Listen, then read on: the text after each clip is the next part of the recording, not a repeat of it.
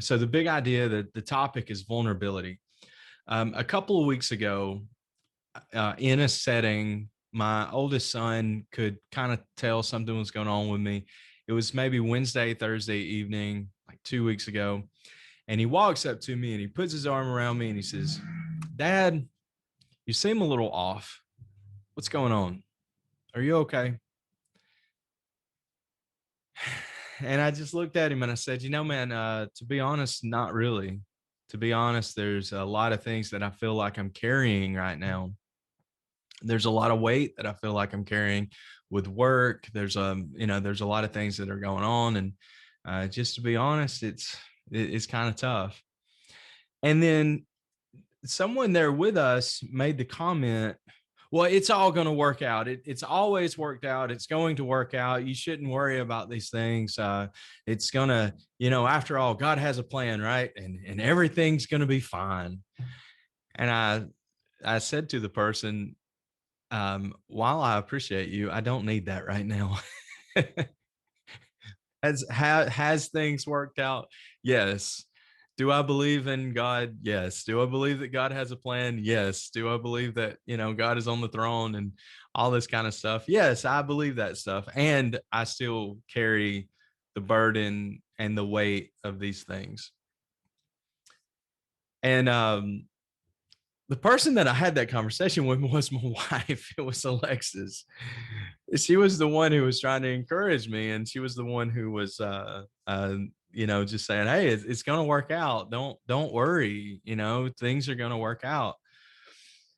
And it was a few days later, she and I had the opportunity to get away together for the weekend, and on the drive, just kind of out of nowhere, I circled back to it and I said, it's okay to practice vulnerability. It's okay, like even being a person of faith, and knowing that, like if you're a person of faith, you know that God's on the throne, right? If you're a person of faith, you know that there is I mean, I hate to say higher power, but God is a higher power, you know. Um, who I believe that there's a God that's watching out for me and it's watching out for you and is looking after us. Like I believe that. And does crappy things happen? Yeah, crappy things happen. Like, and this is what I said to Alexis, even Jesus on the cross had this moment where he looked up at heaven and he said, "Father, why have you forsaken me? Father, why have you, like, why aren't you here with me?" And I mentioned to Alexis, what's interesting about that is that Jesus, in all of his humanity, he knows what it means to be human. He knows what it means to feel all alone.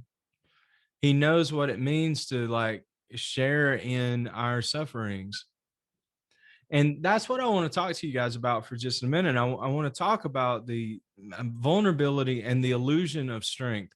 When I started lifting really heavy weight back a few years ago, I remember as we kept adding plates, like on the bench press or on the squat. The thing about strength is that this weight, it can crash down on you, and I mean it can harm you. It can break your back, or it can, like, if it falls on you the wrong way, it could kill you. And when you're really lifting significant weight, when you start stacking on the plates, like, you ask for spotters, you bring people around who can help handle the weight. And you don't just bring anybody around. Like, you don't invite your grandmom to your max when you're moving some pretty heavy weight, like 4, 5, 6 plates on the bar, right? You bring somebody around you who can handle it. And not only that, you have one person on one side of the bar, whether you're bench pressing or squatting. There's one person on one side of the bar, there's another person on the other side of the bar, and then there's somebody else behind you spotting you in case you don't make the lift, in case you can't get the weight off of your chest, or in case, if you're squatting, the weight drives you to the ground and you can't do anything with it. And in our culture, in our society, we have this illusion, man, of strength. And the illusion of strength is that we can carry things on our own. And we have to put on these, bright, wonderful, beautiful faces. And this is the problem with social media. The problem with social media is that it's just not fair. It's not fair. Alexis likes to post photos from when we go on trips and things like that. And I'm glad that she does. Like, it warms my heart that those are meaningful moments for her. But you're only seeing 1/60th of a second while we're doing something. You're not you're not there when we get lost in the woods, or you're not there when it's like, okay, what's for dinner? And it's an hour later and we're still having a discussion about it. Like, not an argument, for real, just a discussion. What do you want? What do you want? No, what do you want? And we're going through this whole thing. Or, hey, do you want to go lift today? Or, hey, you only get this tiny little microcosm, man, of our experience, or of anyone's experience on social media. And social media is just, it's completely unfair. It's completely unfair in the way that it works. Even a video like this, is a live video. I mean, vulnerability. I've thought about this topic. I've thought about coming to this live video. I've thought about, doing this at noon on, today, Monday, the 22nd. I've thought about this for like 5 or 6 days. I've thought about this for a minute, right? I've thought about some of the things that I want to say. Even this part of it is intentional. In this moment, you're catching me in this live moment, but it's still this pre-planned, almost not really rehearsed, but almost rehearsed in my head kind of a thing, that I wanted to come and I wanted to talk about vulnerability. I wanted to talk about, what do we do when life gets really tough, and who do we go to? Now, a moment ago, when I gave the analogy of lifting weights, I mentioned something that I don't want you to miss. So I'm going to work that analogy for a minute. You bring people on either side of the bar and behind you who can handle the weight. There's this verse in the Bible that says that there's safety in a multitude of counselors. If you're lifting weights, there's safety in a multitude of spotters. But you don't want just any spotter, right? You don't want the person who's day one at the gym, or like, say, life, for example. What if you're going through some kind of financial crisis? What if you've got yourself in some really into some really financial hardship? Or what if you got yourself physically in a place where you need urgent care? You need like professional, like people who have been troubleshooting the human body for like years and years and years of their life. They have medical school and graduate school, and major in biology in their undergrad. They have all of this stuff under their belt, plus 20, 30 years of experience to come and help you troubleshoot what's going on in your body. It's not that, what I'm trying to say here is, we're not just bringing anyone around us. We bring people in our care, or in our circle rather. We bring people in our circle who can help serve in a way where they've exhibited some sort of expertise. It was a few weeks ago, I was talking to a man on a call, and we had the discussion, and he talked about he and his wife coming to an agreement where they were going to separate for a while. They were going to do a trial separation. And then I asked him, I said, okay, so who did you pull into your corner when you and your wife decided to do this trial separation? And of all the men that this guy named that he pulled into his corner when he and his wife decided to do this trial separation, to the man, everyone had been divorced themselves. Think about that for a minute. If I'm going through something with my wife, think about me for a minute. If I'm going through something with Alexis, and like it gets to this, it gets to like DEFCON 12, and it's like about to go nuclear. Do I want to bring around people who are just going to make me feel good in my whatever it is, that I don't want to work things out with her? Do I need people to validate me walking out the door from my wife? Or do I need people in my corner who's going to have their hand in my back? Does she need people in her corner who's going to have their hand in her back?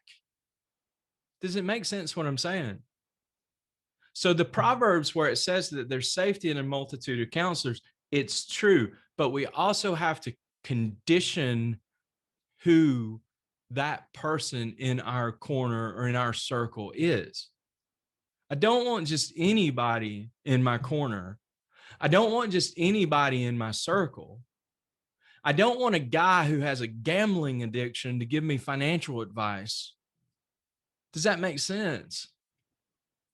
I want to bring people in my circle who are going to help elevate and raise me to another place.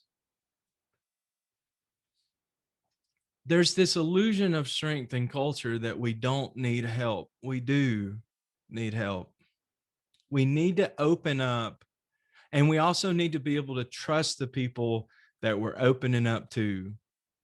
We need to be able to like really go deep and really dive in and really pull the layers off the thing, you know, and really like be able to speak our truth to trusted associates, to trusted confidants in our lives.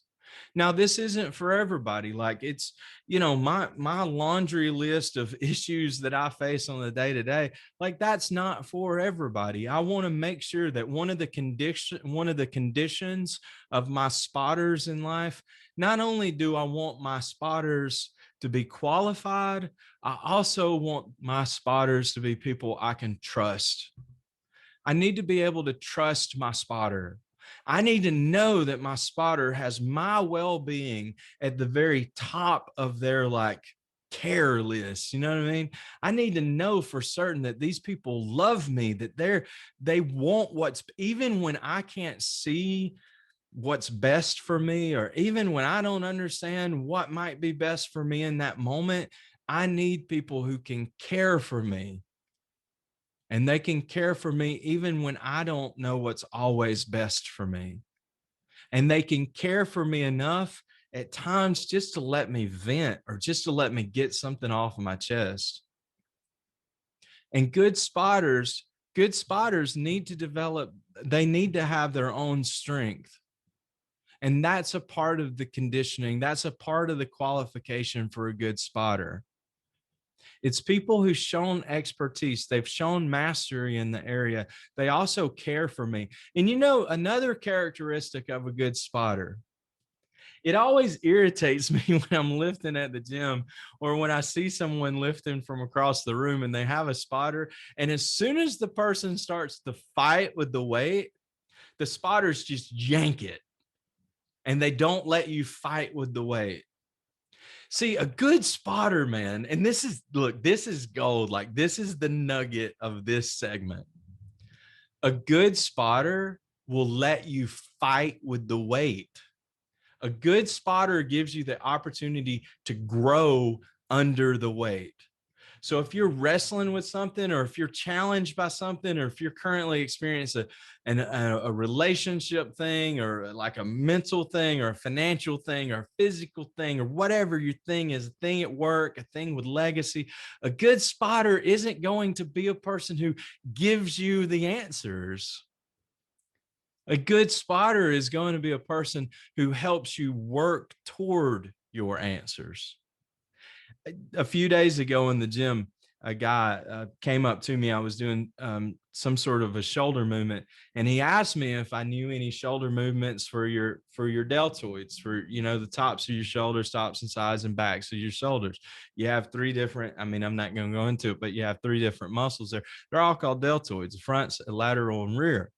And he says, "Hey, do you know any good movements for your deltoids?" And I said, and then he said, "Because I had surgery about 6 months ago, and I'm still rehabbing it, and I want to get them strong." And I said to the guy, I said, "You know, I can tell you some movements, but dude, I don't know anything about your surgery. Do you know what kind of surgery it was? Do you know what was repaired? Do you know what was done?"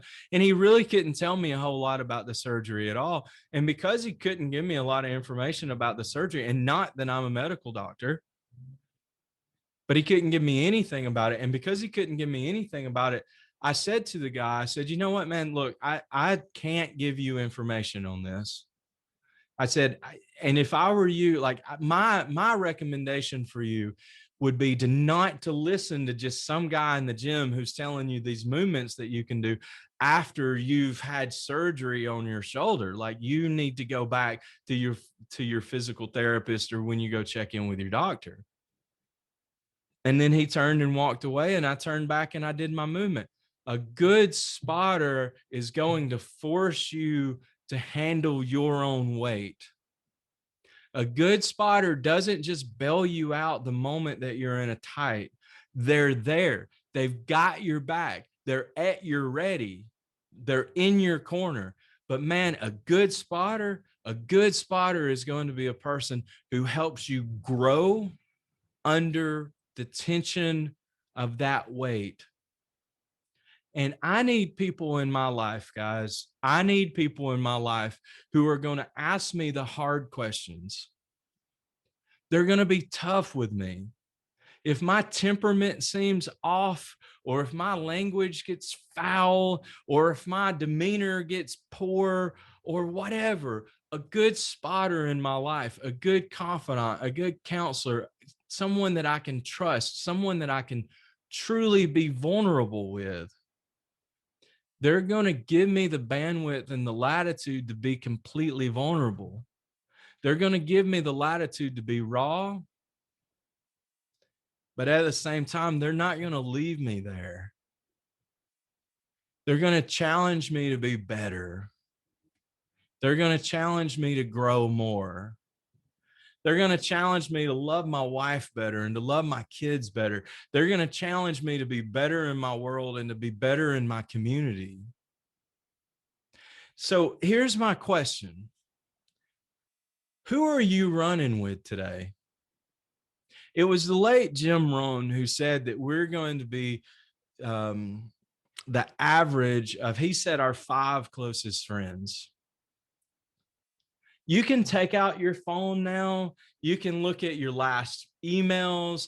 You can look at the people who you message on a regular basis. Who are those people that you're messaging, that you're staying in community with on a regular basis? Are these people calling you to a higher standard? Or are these people allowing you to walk around in a poor, mediocre spirit? There's this concept, and it's interesting, really. The concept, it's another Bible concept, and in Proverbs it says, as iron sharpens iron, so does the man sharpen, he sharpeneth, the King James version.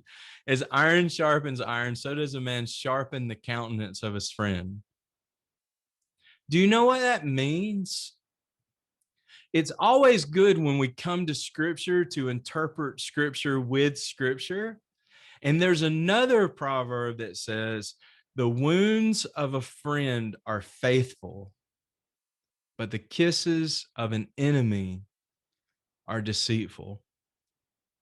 Sometimes my friends, sometimes my spotters, they're going to let me feel the weight of exactly how strong I am and how strong I am not.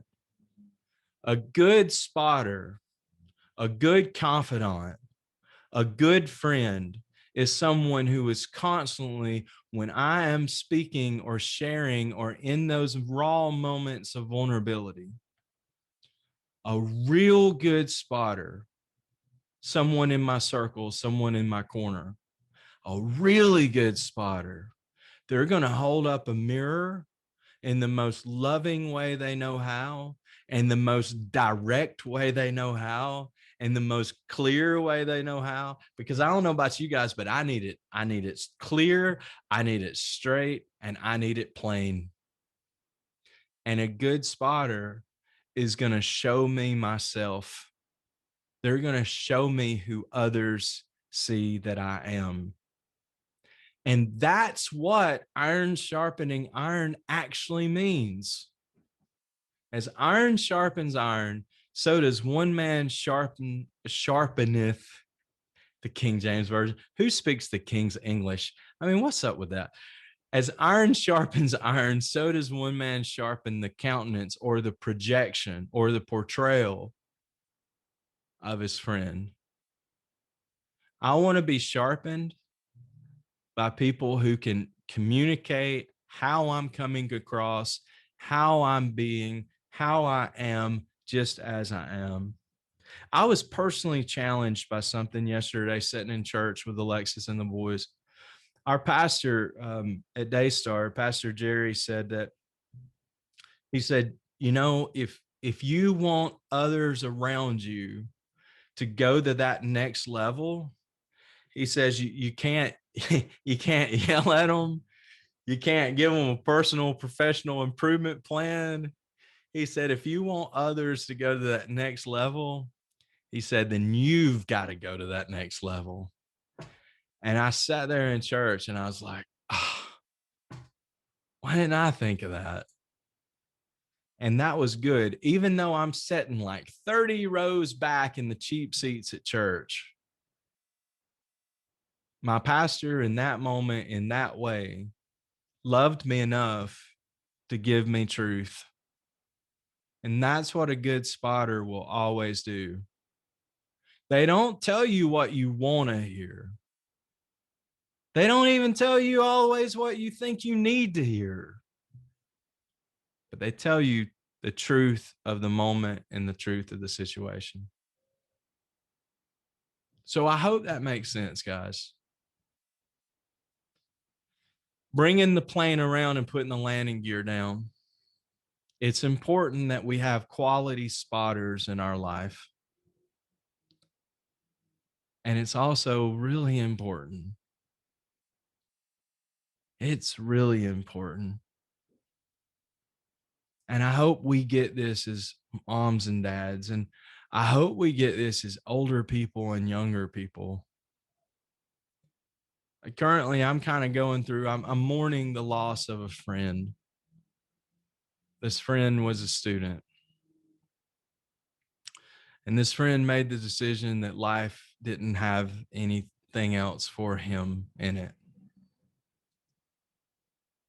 And part of what's driving these thoughts right now, part of what's driving these thoughts is that, you know, I truly hope, guys, I hope that we can do better in community with one another. And I hope that we can do better walking in vulnerability with one another. I hope that makes sense. So being vulnerable, being able to share, quick recap here. What is a good spotter? Who is a good confidant? One, it's someone who's quality, they're qualified to spot. It's someone who cares for me. They want my best. They have my well-being in mind. They don't want harm for me. And two, it's someone who's going to allow me, they're going to let me fight with the weight. They're going to let me fight or wrestle with the situation. They're not just going to give me what they think the answer is. They're going to help me on my own learn to grow through that time under tension with whatever it is that I'm facing in my life. Guys, my name's John. You can find us anywhere on social media at Life That Counts.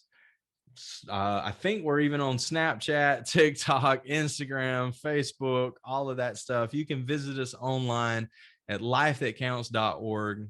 If this or anything that we've ever done has been a service to you, or it's met you in a place that's been useful, man, we'd love to hear about it.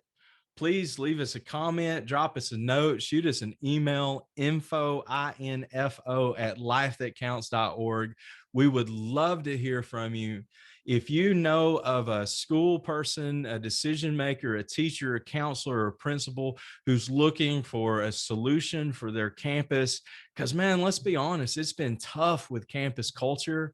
It's been tough having authentic, real relationships and connecting with our peers. And if you know of a person who's just trying to get their kids to connect with one another, hey, put them in touch with us. We'd love to help. We've seen some amazing things through the last year and a half of the things that we've dealt with in our country and in our culture, where we've been able to help kids connect to one another in authentic, like real relational experiences. All right, guys. So that's enough for me. So, from Life That Counts HQ, y'all be blessed. Have a fantastic day and afternoon. Adios.